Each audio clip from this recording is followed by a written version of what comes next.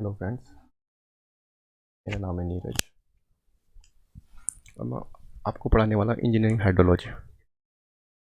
तो engineering hydrology में 7 chapter है।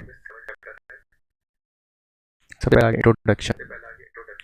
इंट्रोडक्शन में हम पढ़ेंगे हाइड्रोलॉजी क्या होती है, हाइड्रोलॉजिक साइकिल क्या होती है, water budget equation, residence time, catchment area क्या है, ठीक है। फिर हम प्रिसिपिटेशन मेजरमेंट में आता है। फिर हम प्रिसिपिटेशन के टाइप पढ़ेंगे। एक तो ऑरियोग्राफिक होता है, एक साइक्लोनिक होता है, एक फ्रंटियल होता है, एक कन्वेक्टिव होता है। फिर इसके बाद हम रेन गेज के बारे में पढ़ेंगे। एक रिकॉर्डिंग होता है।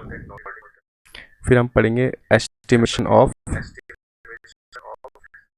Missing data.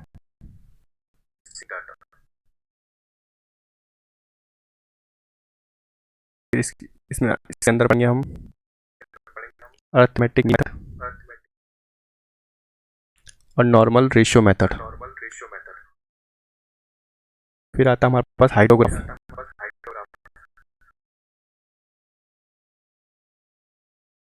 फिर हम पढ़ेंगे मास कर्व, हम पढ़ेंगे daddy curve.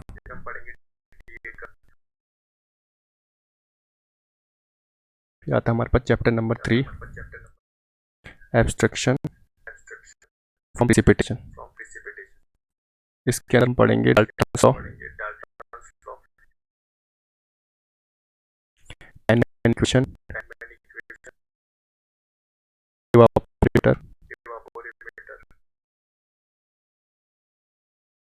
Myers formula, phi index, W index. ये पेपर में आप इसमें से आएंगे। फिर आएगा हॉटन इंटीग्रेशन कर्व, ब्लेनिकल फार्मूला। ठीक है। फिर हमारा stream flow measurement.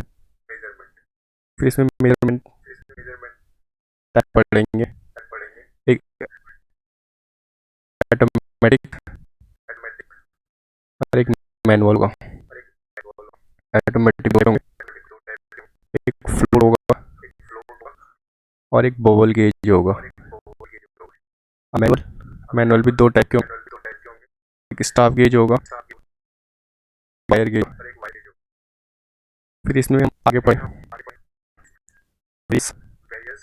Method for velocity.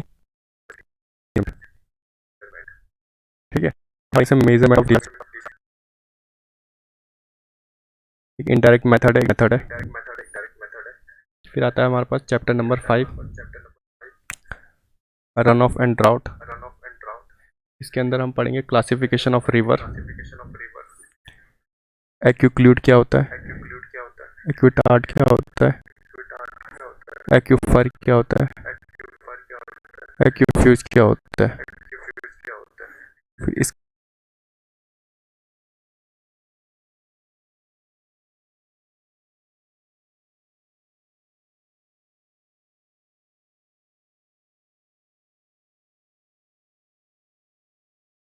अंदर हम पढ़ेंगे स्पेसिफिक रिटेंशन, स्पेसिफिक स्टोरेज और स्पेसिफिक यील्ड। और एक रिलेशनशिप पढ़ेंगे हम रेनफॉल और रन में। फिर आता है चैप्टर नंबर 6 हाइड्रोग्राफ। इसमें हम एस पढ़ेंगे, यूनिट हाइड्रोग्राफ पढ़ेंगे, सिंथेटिक यूनिट हाइड्रोग्राफ पढ़ेंगे। फिर हम पढ़ेंगे classification of the river on the basis of flood hydrograph. उसमें हम वर्जिन रिवर पढ़ेंगे, वर्जिन रिवर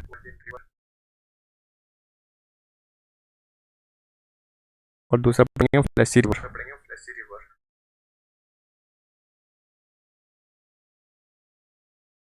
फिर चैप्टर नंबर 7 है हमारा फ्लड फ्लड राउटिंग में सबसे पहले हम रैशनल मेथड, दूसरा गंबल्स मेथड, तीसरा किरपिच फार्मूला, चौथा एसपीएफ पढ़ेंगे जिसको हम स्टैंडर्ड प्रोजेक्ट फ्लड कहते हैं। फिर आता है एमपीएफ जिसको मैक्सिमम प्रोबेबल फ्लड कहते हैं। फिर आगे एक मैक्सिमम फ्लड पढ़ेंगे, फिर डिज़ाइन फ्लड पढ़ेंगे, फिर चैनल राउटिंग पढ़ेंगे, थॉमस किंगम मेथड पढ़ेंगे। ये सब आपका पूरा डिटेल दे दिया मैंने आपका पूरे सिलेबस का। तो स्टार्ट करते हैं चैप्टर 1 इंट्रोडक्शन। तो सबसे पहले ये पता करना पड़ेगा हमें हाइड्रोग्राफ होता क्या है और क्यों पढ़ते हैं हम इसको।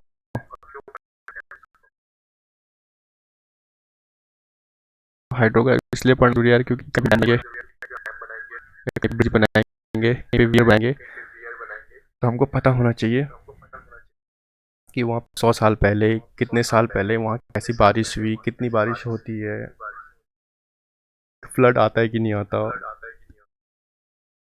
तो इन सब मेजर फैक्टर्स को हम कैलकुलेट करते हैं, इनका सब कुछ निकालते हैं, फिर उसके बाद हम बताते हैं कि यार ये हमारे लिए सही है बनाने के लिए जगह कि नहीं है।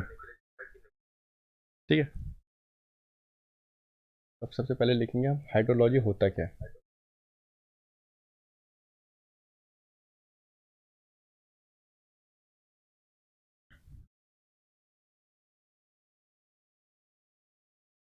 हाइड्रोलॉजी से बना हुआ है, तो hydrology,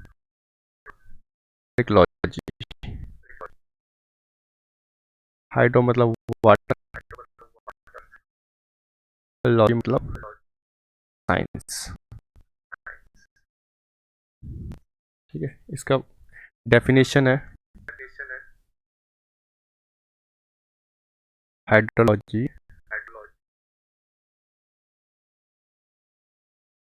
is the science of occurrence, कैसे अकर करता है, कैसे सर्कुलेट करता है, कैसे डिस्ट्रीब्यूशन होता है उसका वाटर का अर्थ पे, अर्थ से एटमॉस्फेयर पे, फिर एटमॉस्फेयर से फिर से अर्थ पे। यही बोल रहा है ये ऑकरेंस, सर्कुलेशन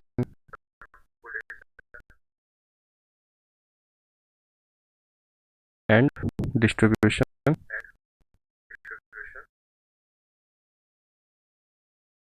ऑफ वाटर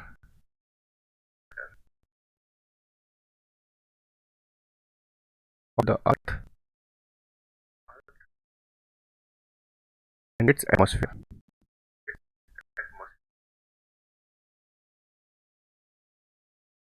फिर इसके बाद हम पढ़ते हैं हाइड्रोलॉजी साइकिल के बारे में।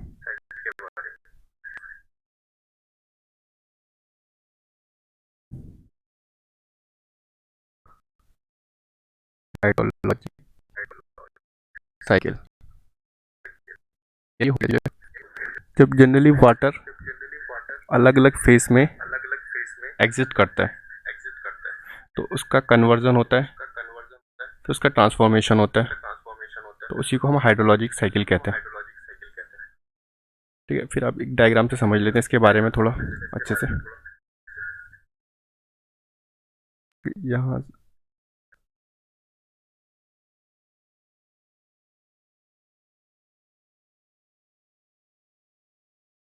ये रिवर हो गया, ये ओशन हो गया।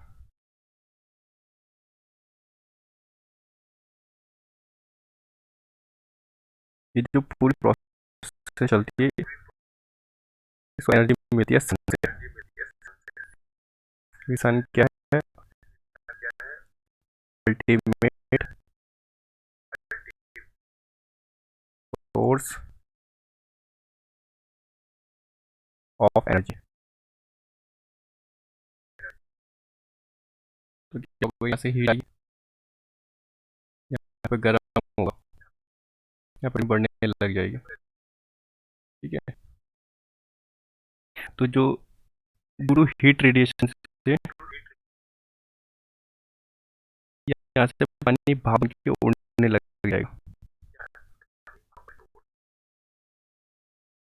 ये कि पानी जो है हाइड्रोस्फीयर से एटमॉस्फेयर में जा रहा है ड्यू टू किसके, हीट रेडिएशन की वजह से, जो हमें कहाँ से मिल रही है, सन से मिलती है। ठीक है, फिर इसके बाद यहाँ इसको बोलते हैं इवेपोरेशन। एग्जाम्पल देख लो, घर में अपने हम करते हो, जब पानी खौलने लग जाता है तो उसमें से देखना भाप निकलता है, वो भाप निकल के कहाँ चला जाता है, एटमॉस्फेयर में जाता है, तो इवेपोरेशन हो रहा है। ठीक है, तो इवेपोरेशन का मतलब तो आप समझ गए होंगे, जो वाटर होता है वो लिक्विड स्टेज में है, जब वाटर गैस स्टेज में चेंज हो जाएगा तो वो जो पूरी प्रोसेस होगी तो हम उसको इवेपोरेशन कहेंगे। ठीक है, जब यहाँ से पानी ऊपर चले गया, एटमॉस्फेयर में चले गया, तो यहाँ पर क्लाउड फॉर्म होंगे। ठीक है, ये वाटर के मॉलिक्यूल्स हैं। जब बात ये आपस में कंडेंसेशन होगा, या आपस में चिपकने लग जाएंगे, चिपकेंगे, फिर वापस से यहाँ पर बारिश करने लग जाएंगे। जब बारिश होगी तब कुछ जो अमाउंट ऑफ वाटर है बीच में से इवेपोरेशन होगी। ऐसा है नहीं कि बारिश नहीं हो, तो जो फोर्स के कारण जो क्लाउड है की तरफ ट्रेवल है उसको बोलते हैं कॉलिस इफेक्ट, कॉलिस फोर्स। वो किस वजह, due to effect of wind. क्या करता है कॉलिस फोर्स, क्या करता है, क्लाउड को लैंड की तरफ भेजता है। फिर उसके बाद जो कुछ अमाउंट ऑफ, यहाँ पे समझ लो पेड़ है और ये बिल्डिंग है कोई, तो यहाँ से बारिश हो रही है। ठीक है, कुछ अमाउंट ऑफ वाटर क्या होगा, यहाँ पे रुक जाएंगे, कुछ बिल्डिंग के ऊपर रुक गए, कुछ इस पेड़ के ऊपर रुक गए, तो इसको क्या बोलते हैं, इसको बोलते हैं इंटरसेप्शन। इंटर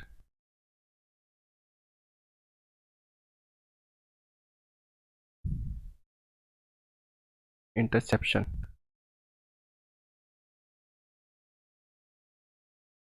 इसको बोलेंगे, एक मिनट में जरा कलर चेंज कर लेते हैं।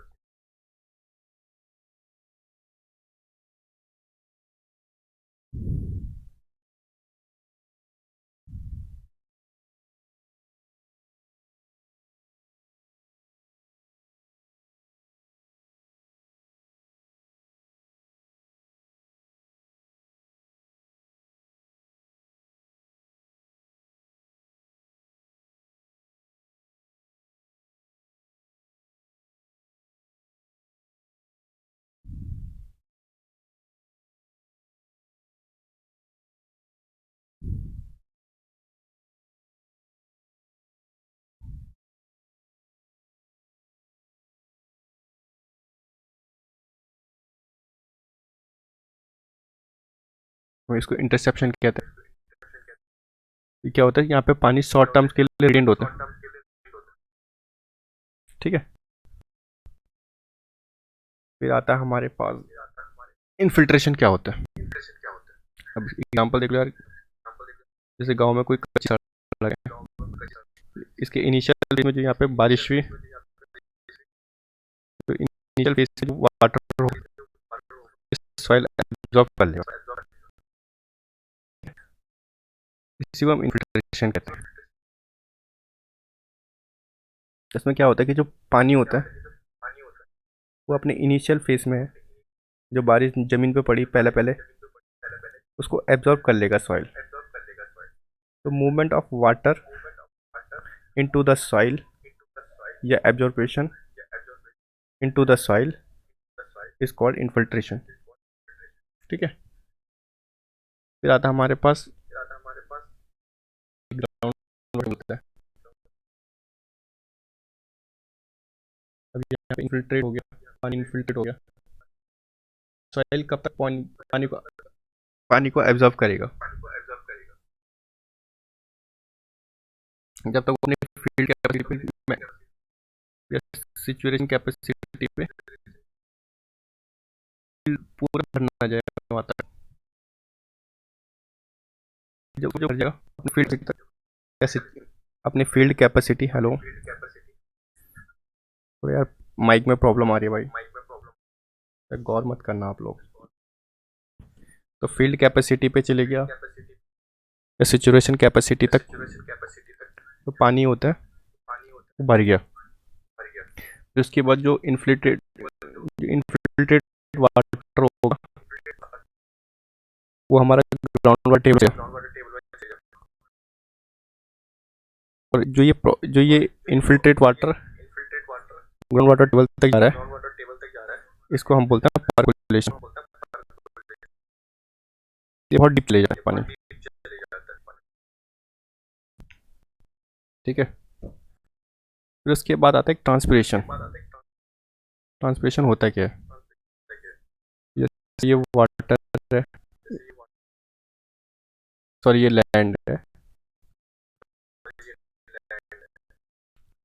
ये ओशन है, ये पेड़ है मतलब।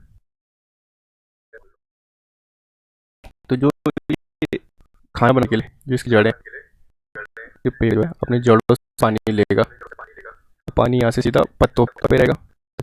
तो यहाँ से जो पानी है ये लॉस हो जाएंगे एटमॉस्फेयर। तो ये पानी सारे रूट की फोटोसिंथेसिस के टाइम पे फोटोसिंथेसिस पर, और ये जो पानी पत्तों है एटमॉस्फेयर में चले जा रहा है, ठीक है। फिर इसमें एक आता है कि प्रॉम्प्ट इंटरफ्लो क्या होता है। यार ये मान लो, चलो मैं दूसरी स्लाइड में बताता हूँ। ये हो कोई लैंड है, यहाँ पे इनिशियल बारिश हो रही है। तो बारिश का पहले तो सरफेस में चाहिए, फिर थोड़ा सा डिस्टेंस ट्रेवल करने के बाद सब सरफेस फिर सरफेस में आ जाए। इसको हम बोलते हैं प्रॉम्प्ट इंटरफ्लो।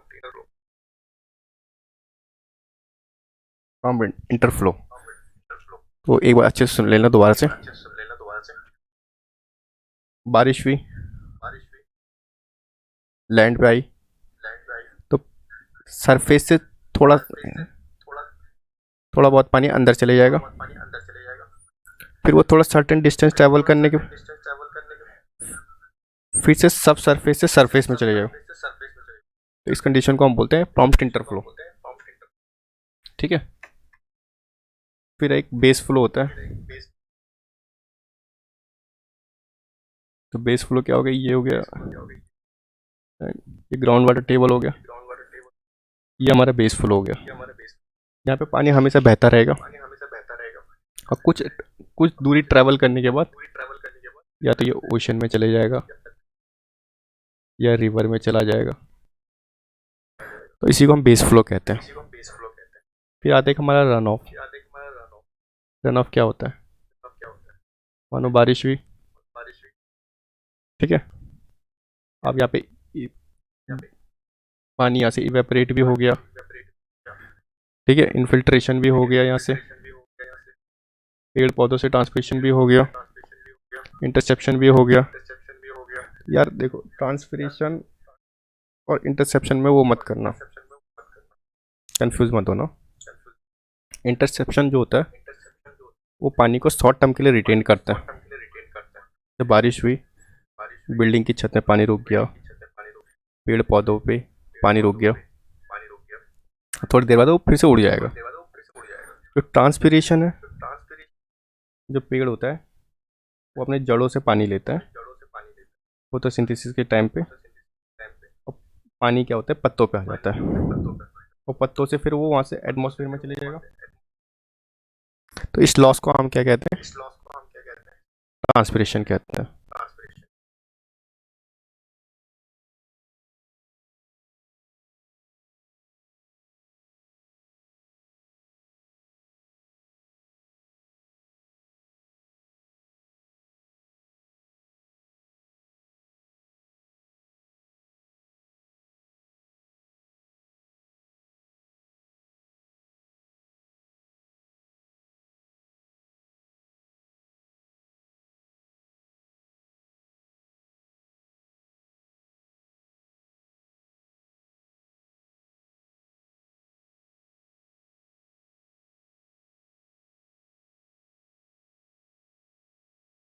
ठीक है। तो जब ये सारे लॉसेस हो गए हैं, उसके तो ये सरफेस पे वाटर बचा, ये ट्रैवल करेगा यहाँ से, ये जाके लिख में जाएगा।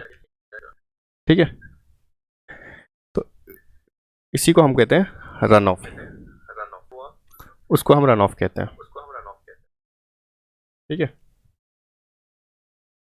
इसके बाद ये है कि ये साइकिल,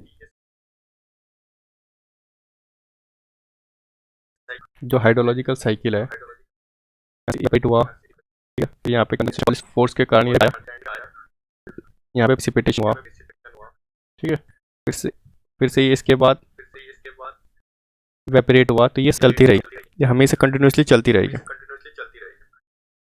ठीक है, फिर इसके बाद एक क्वेश्चन आता है कभी कभार, driving force of hydrological cycle क्या होता है? वो होता है सन, क्योंकि सन को हीट मिलती है, हीट मिलती है तो इवेपोरेट होता है, इवेपोरेट होता है। ठीक है, क्योंकि हेलो, फिर ये इवेपोरेट होगा, फिर उसके बाद बादल बनेंगे, बादल बनने के बाद फिर बारिश होगी, बारिश के बाद पानी ज़मीन पे आएगा, कुछ पानी इन्फिल्ट्रेट हो जाएगा, जो पानी इन्फिल्ट्रेट होके जैसे सॉइल अपनी फील्ड कैपेसिटी पे पहुंच गई, उसके बाद जो पानी ग्राउंड वाटर टेबल में चले गया, उसको हम परकोलेशन बोलेंगे। ठीक है, फिर एक बेस फ्लो होता है, जहाँ से पानी हमें हमेशा बहता रहता है, और थोड़े सर्टेन डिस्टेंस के बाद ये तो लेक में, ओशन में जाके मिल जाता है। फिर आता है एक प्रॉम्प्ट इंटरफ्लो, बारिश हुई, पानी पानी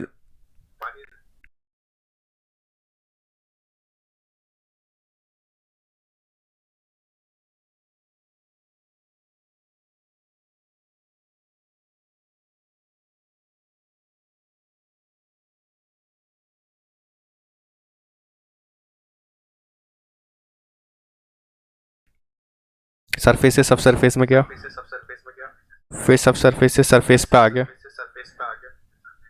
थोड़ा सा उसने जमीन जमीन के अंदर डिस्टेंस ट्रेवल किया, तो उसको हम प्रॉम्प्ट इंटरफ्लो कहते हैं।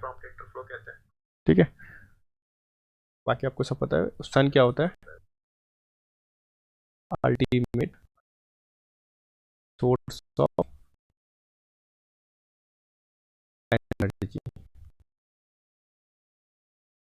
ठीक है, अब थोड़ा कुछ लिख लेते हैं यार, इंपॉर्टेंट इंपॉर्टेंट।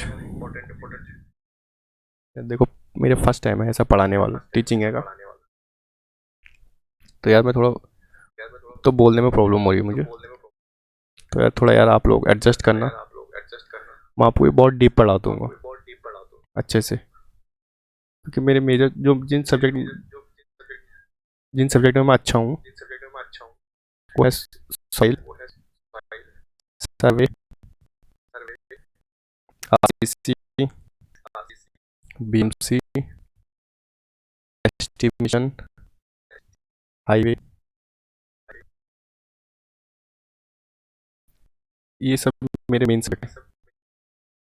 तो यार तो मैं बोर्ड पे बैठ यार, इसमें ना ना तो ये पेन चल रहा है, मुझे बहुत सारे प्रॉब्लम्स हो रहे हैं, तो अगर मेरे पास बोर्ड आ गया तो मैं आपको बोर्ड में पढ़ा दूंगा सब कुछ। तो आप सबसे पहले एक थोड़ा कुछ लिख लो, आप सबसे पहले लिखना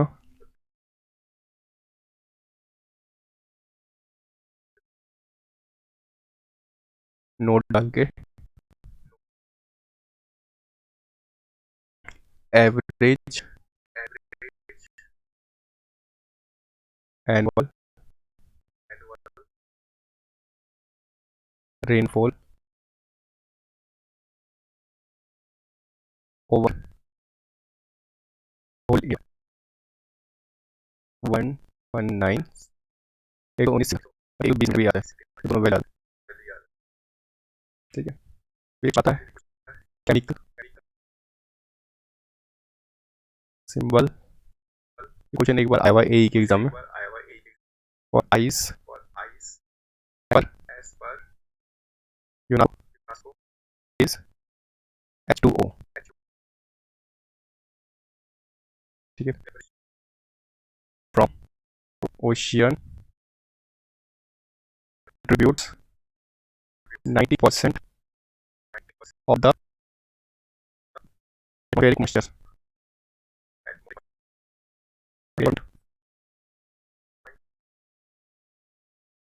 इसमें ये थर्ड पॉइंट में ये लिखा हुआ है, जो एटमॉस्फेरिक में जो मॉइस्चर होता है एटमॉस्फेयर में, जो 90% उसमें जो पानी आया रहता है वो ओशन से आया रहता है। क्योंकि देखो यार, जितना ज़्यादा एरिया होगा वहाँ से उतना ज़्यादा इवेपोरेट होगा, ठीक है।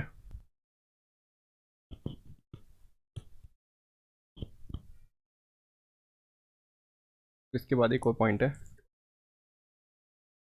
In the ocean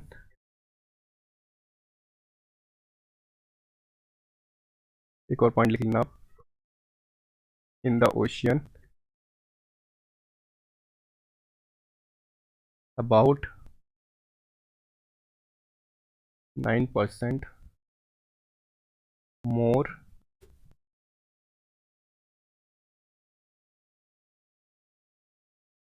water evaporate than that was back as expected, ठीक है। या थोड़ी थोड़ी लिख लेना आप, थोड़ी थोड़ी लिख लेना आप, ठीक है। सबसे पहले डेफिनेशंस कौन कौन सी है। इंटरसेप्शन क्या होता है, short term retention of rainfall by vegetation, पेड़ हो गए, पौधे हो गए, बारिश नहीं जाए, इसी को इंटरसेप्शन। या कोई बिल्डिंग हो गई उसकी छत पे पानी अटक गया, ये शॉर्ट टर्म के लिए होते हैं, ठीक है। फिर आगे हमारे पास इनफिल्ट्रेशन।